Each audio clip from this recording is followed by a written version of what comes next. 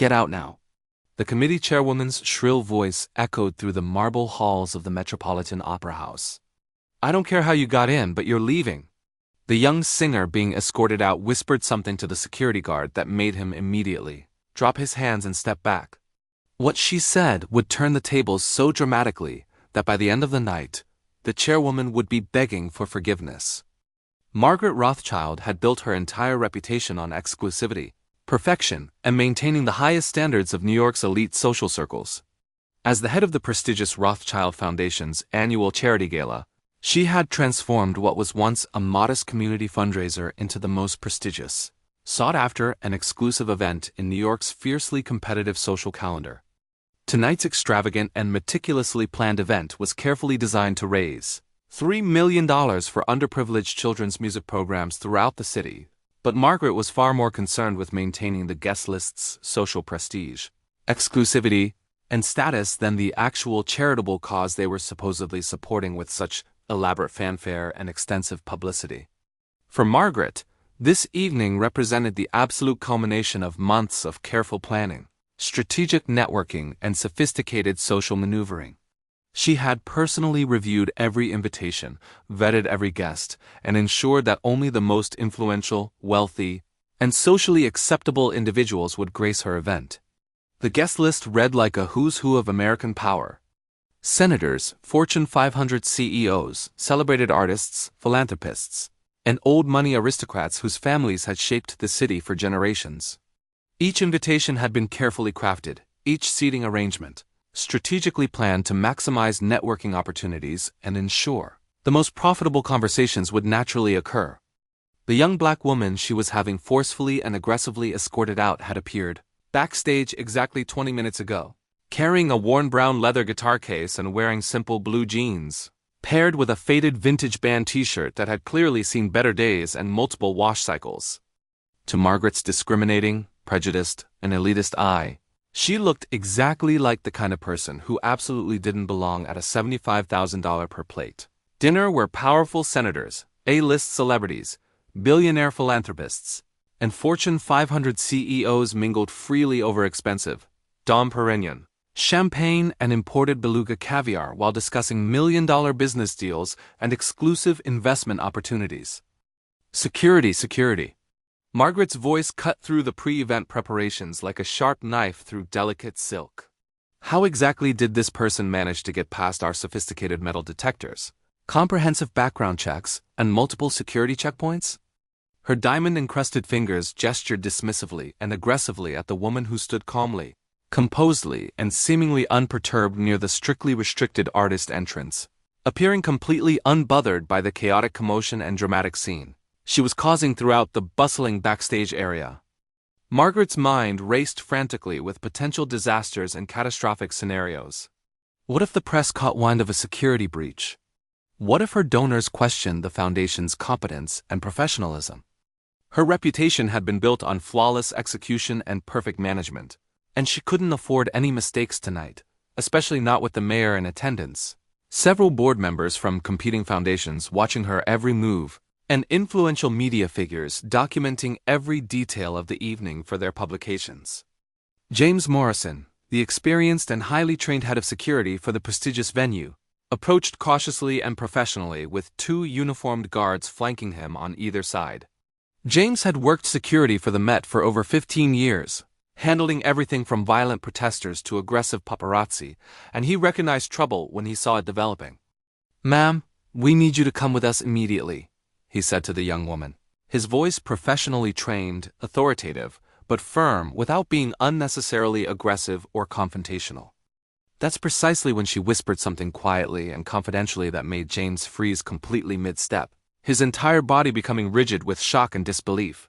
His experienced and trained eyes widened in complete shock and utter disbelief, and he immediately stepped back several cautious paces, quickly pulling out his encrypted radio communication device with trembling hands. "Control, this is Morrison speaking. I need immediate verification on a special high-level access code. Priority 1 classification. Repeat. Priority 1. Margaret watched in growing confusion, mounting irritation, and increasing frustration as her trusted security chief's professional demeanor completely changed before her watching eyes. James had never hesitated like this before in all their years working together.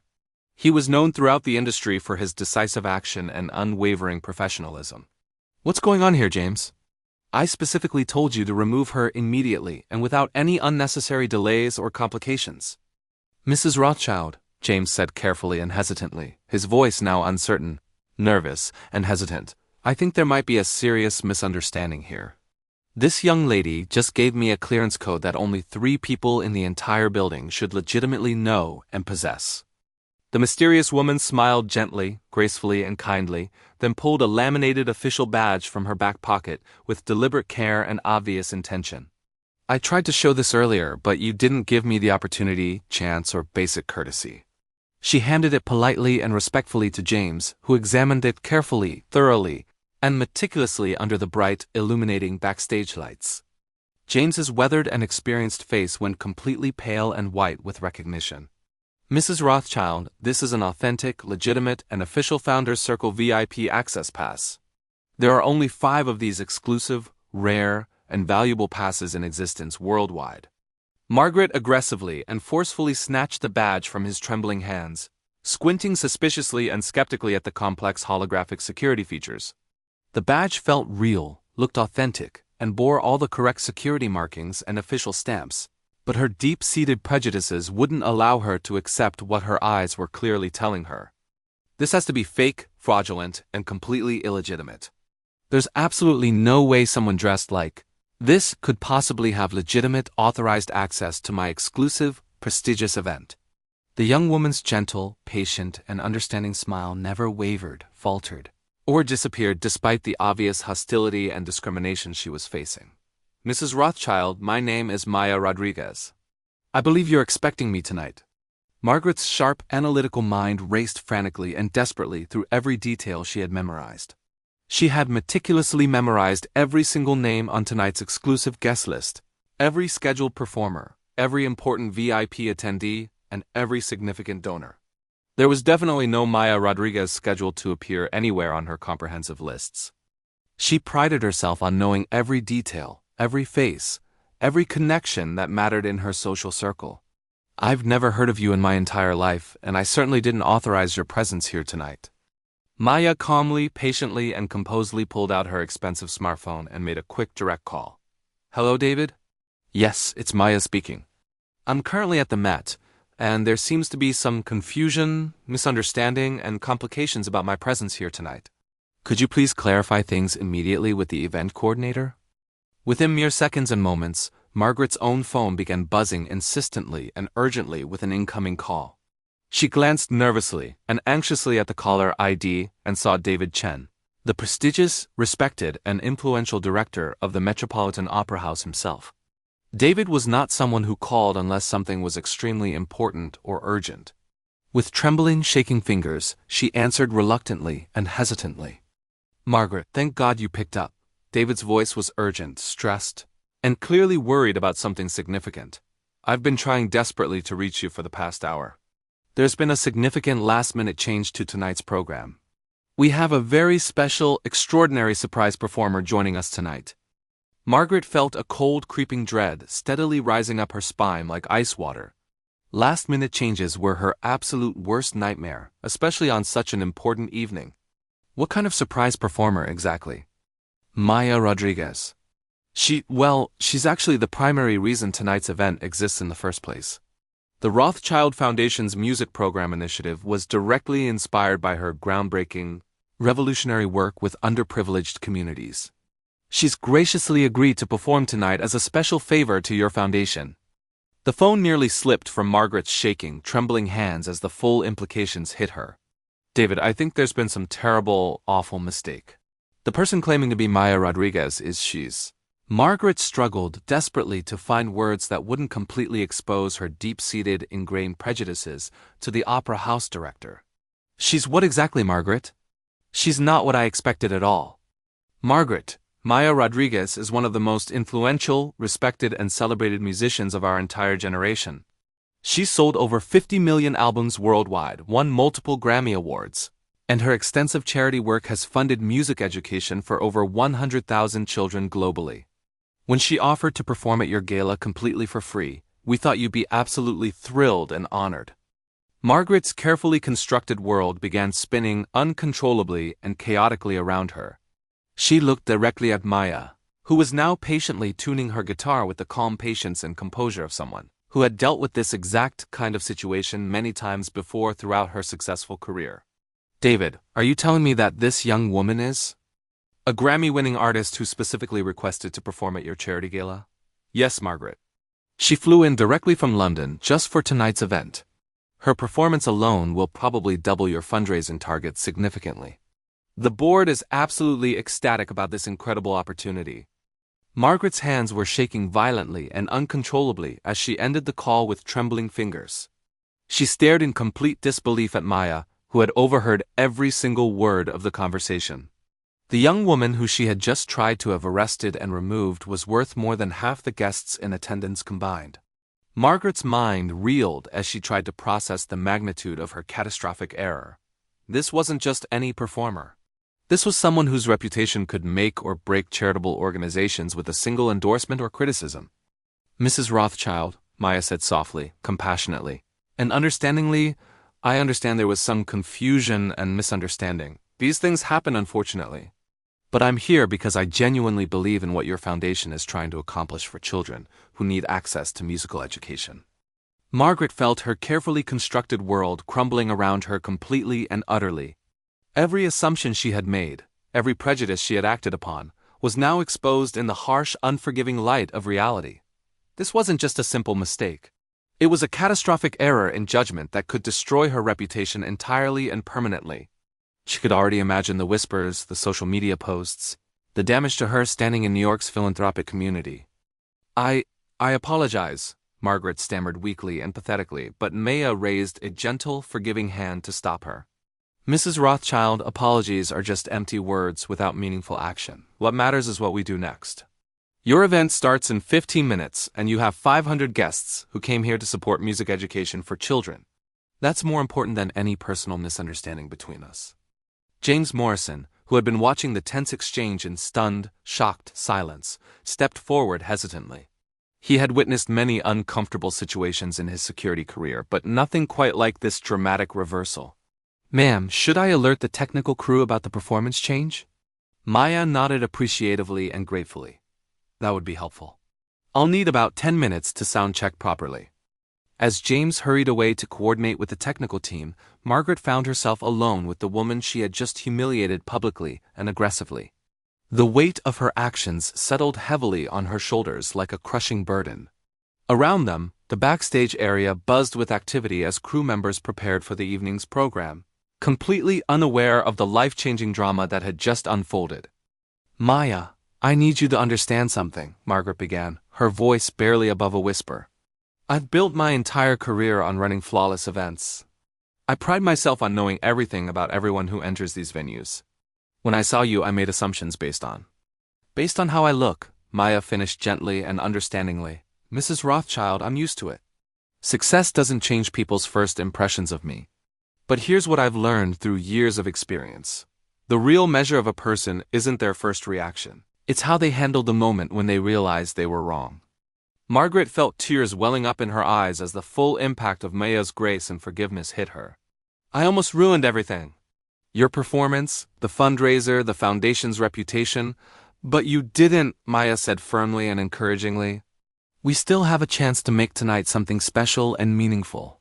The question is, are you going to let this mistake define the evening, or are you going to help me raise money for children who desperately need music in their lives? For the first time in years, Margaret Rothschild felt truly humbled and chastened by another person's grace. She looked at Maya Rodriguez, seeing not the assumptions she had made, but the person standing before her, gracious, talented, forgiving, and genuinely committed to a cause that Margaret claimed to champion. What do you need from me? Margaret asked sincerely, her voice trembling with emotion. Maya smiled warmly, and for the first time that evening, it reached her eyes completely.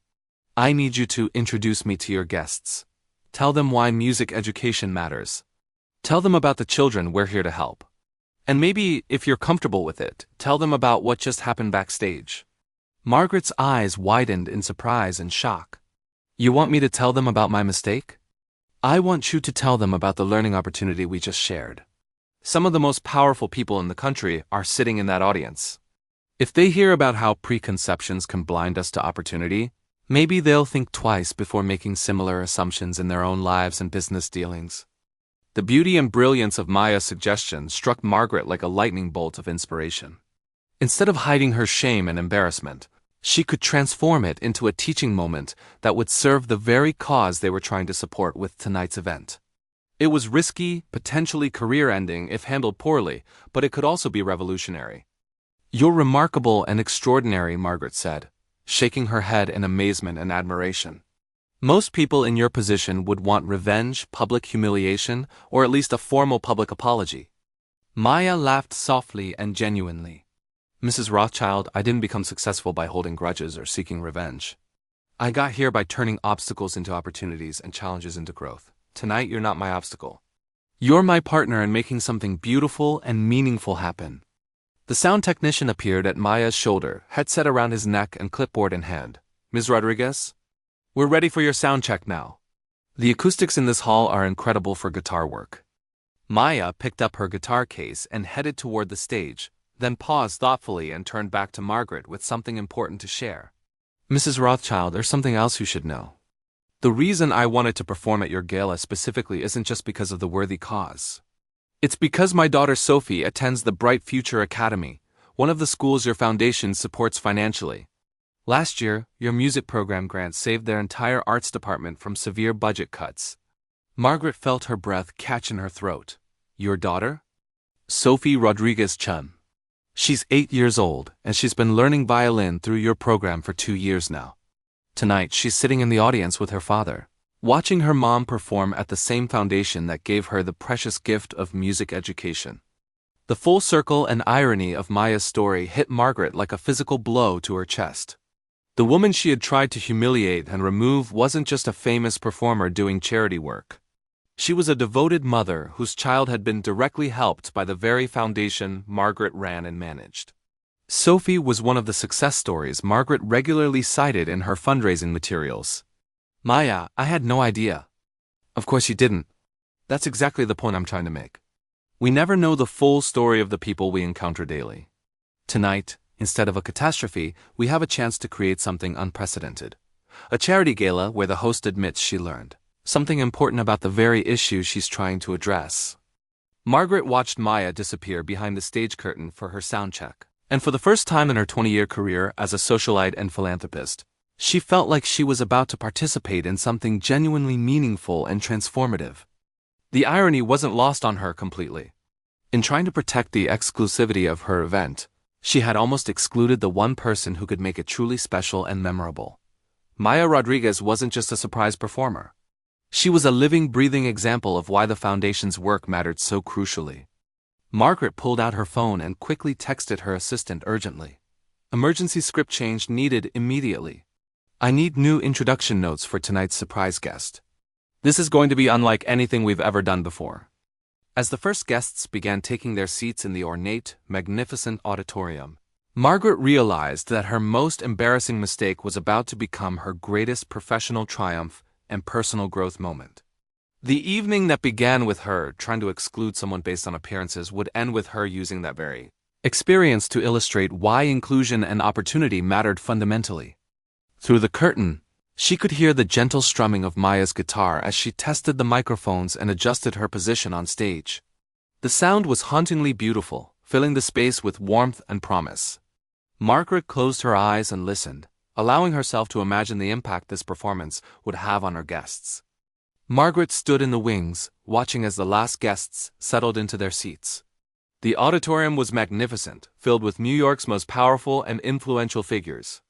She could see Senator Williams in the front row, next to tech billionaire Robert Sterling and his wife. Behind them sat the Vanderbilt family, old money aristocrats who had funded the arts for generations. These were people who could write million-dollar checks without thinking twice. People whose opinions shaped policy and public sentiment. Her assistant, Jennifer, approached with a tablet and wireless microphone. "Mrs. Rothschild, I've prepared the new introduction notes you requested. Are you sure you want to go through with this? It's quite different from our usual format." Margaret looked at the notes, her hands trembling slightly. What she was about to do would either be the most courageous moment of her career or professional suicide. Jennifer, in all the years you've worked with me, have you ever seen me back down from doing what I believed was right? No, ma'am. But this is unprecedented. You're about to admit to making a mistake in front of 500 of the most powerful people in New York. Some of them are major donors who expect perfection from us. Exactly, Margaret said, surprising herself with her conviction. And that's precisely why this needs to happen. These people need to understand that even someone like me, someone who prides herself on knowing everything, can be completely wrong about the most important things. From behind the curtain, she could hear the soft murmur of conversation as guests enjoyed their champagne and appetizers. Waitstaff moved silently between tables, ensuring every glass was full and every need was met. The atmosphere was exactly what Margaret had worked so hard to create: elegant, exclusive, and refined. Maya appeared beside her, guitar in hand, looking calm and composed. She had changed into a simple black dress that was elegant without being ostentatious. "How are you feeling, Mrs. Rothschild?" "Terrified," Margaret admitted honestly. "I've never done anything like this before. I've spent my entire career managing perceptions, controlling narratives, ensuring that everything appeared perfect. What I'm about to do goes against every instinct I have." "The best growth happens outside our comfort zones," Maya said gently. "Your guests came here tonight because they believe in helping children. They'll respect your honesty, and more importantly, they'll understand the lesson we're sharing." The lights in the auditorium dimmed, signaling that the program was about to begin. Margaret could hear the conversations gradually quieting as guests turned their attention to the stage. Her heart was pounding so hard she was sure everyone could hear it. "Ladies and gentlemen," came the voice of the evening's announcer, "please welcome the president of the Rothschild Foundation, Margaret Rothschild." Margaret walked onto the stage, the spotlight nearly blinding her. She looked out at the sea of expectant faces, these titans of industry and society who had come to support her cause. For a moment, she felt paralyzed by the magnitude of what she was about to reveal. "Good evening, friends, colleagues, and fellow champions of children's education," she began, her voice steady despite her nerves. "Tonight was supposed to unfold exactly as you've come to expect from our foundation. Flawlessly orchestrated, perfectly executed, with no surprises. But sometimes the most important lessons come from the moments when our careful plans are completely upended." She paused, seeing confused glances exchanged throughout the audience. This was definitely not the usual opening.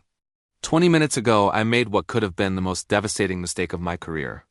I saw a young woman backstage and, based solely on her appearance, assumed she didn't belong at our gala.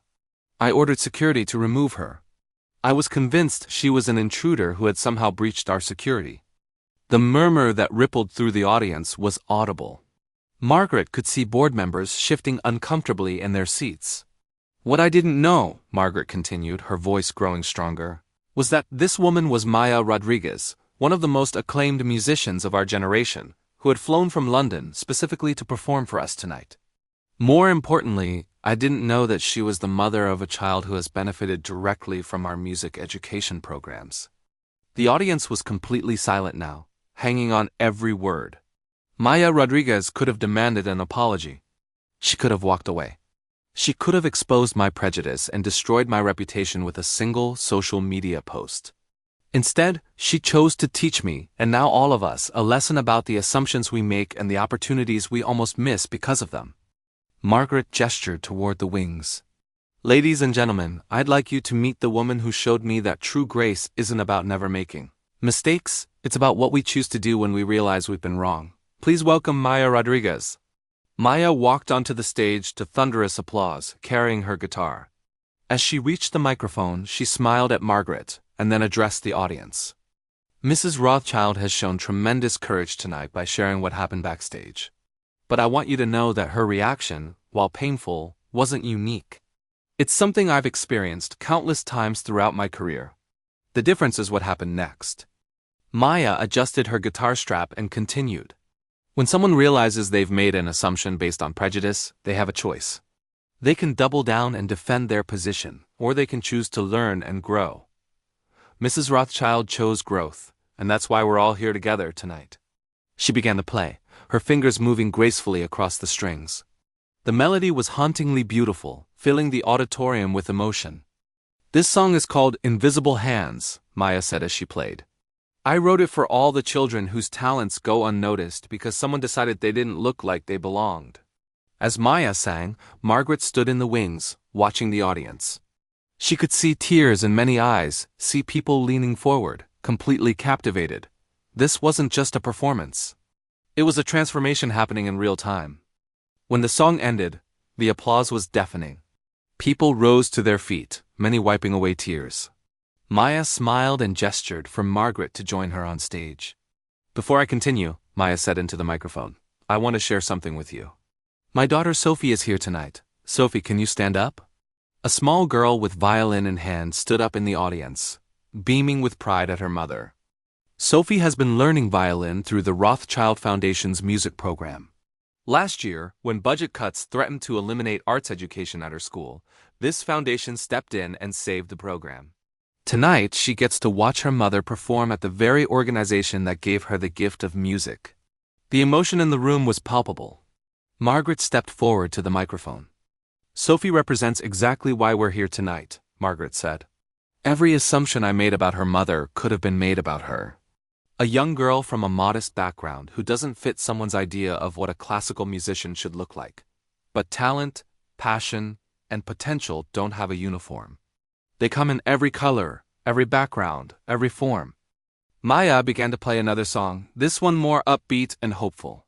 As she played, she spoke about the children she'd worked with, the program she'd funded, and the transformative power of music education. By the time the evening concluded, the foundation had raised not $3 million, but over $6 million. More importantly, every person in that auditorium left with a deeper understanding of their own biases and a commitment to look beyond appearances. 3 months later, Margaret established the Maya Rodriguez Scholarship Program, providing full music education funding for children from underserved communities. Maya became a board member of the foundation, working closely with Margaret to expand their programs globally. The charity gala that began with "Get Out Now" ended with a standing ovation and a friendship that would change thousands of children's lives. Margaret Rothschild learned that the most powerful transformation happens not when we're perfect, but when we're brave enough to admit we were wrong and wise enough to learn from those we underestimated. And Maya Rodriguez proved once again that grace, dignity, and the willingness to teach rather than condemn can turn even the most humiliating moment into an opportunity for profound change. Sometimes the greatest gifts come from the people we're quickest to dismiss.